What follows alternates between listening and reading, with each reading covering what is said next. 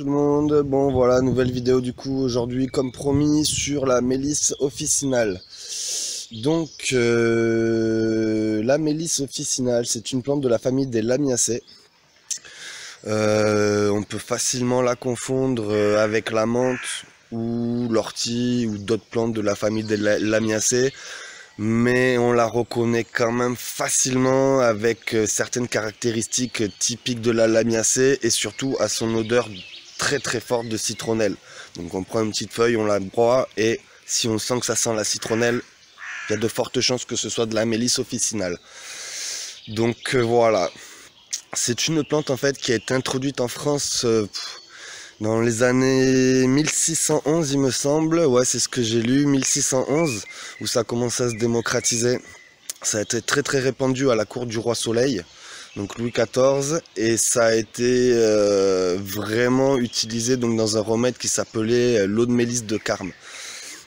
Voilà pour l'histoire. Maintenant on va aller voir la plante en question, et puis je vous donnerai des petits conseils, des petits avis sur comment l'utiliser. Et puis les risques à pas faire, voilà, les contre-indications et tout ça. Allez, c'est parti, on y va. Et voilà, nous revoilà du coup devant la mélisse officinale. Donc la voilà. Alors comme ça, d'aspect direct, on pourrait la confondre avec de la menthe. Un petit peu. Mais elle a quand même la caractéristique bien particulière, bien propre à elle, c'est il suffit de froisser la feuille, de sentir, et ça a une bonne odeur de citronnelle, directe.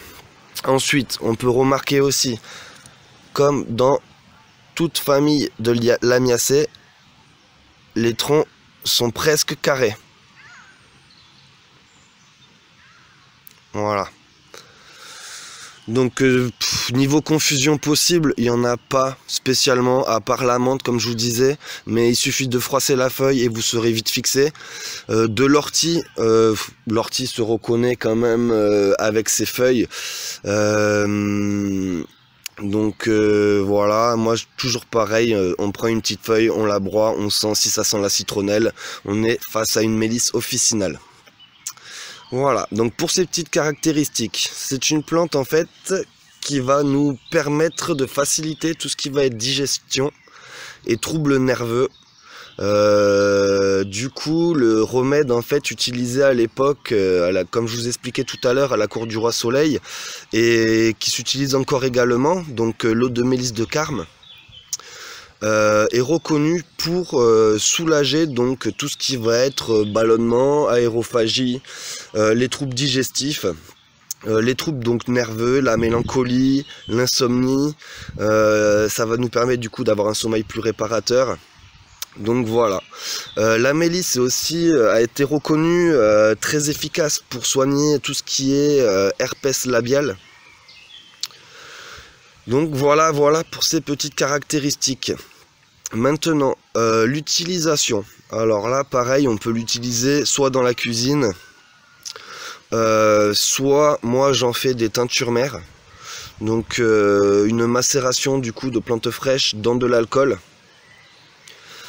J'utilise ça en fonction, si j'ai besoin d'avoir un sommeil réparateur, si je vois que je suis un peu anxieux ou stressé, je vais en prendre à raison de 3 fois par jour dans un verre d'eau ou un verre de jus de fruits.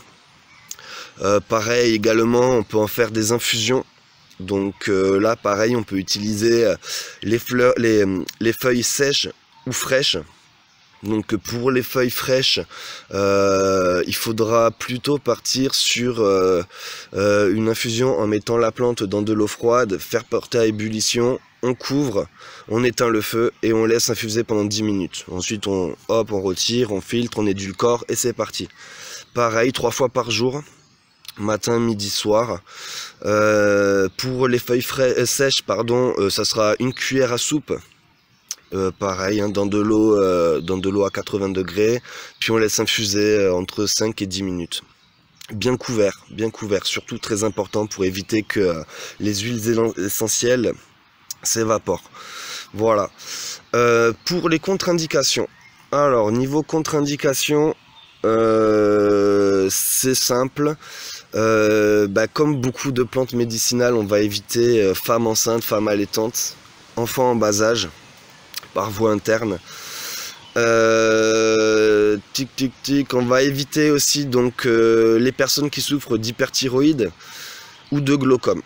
Voilà, là c'est à éviter. Sinon on peut y aller, il n'y a pas de risque possible. Il n'y a pas vraiment, alors si ça a été, alors pareil, à vérifier parce que j'ai pas vu l'étude en personne, mais ça accentuerait les effets de l'alcool. Voilà.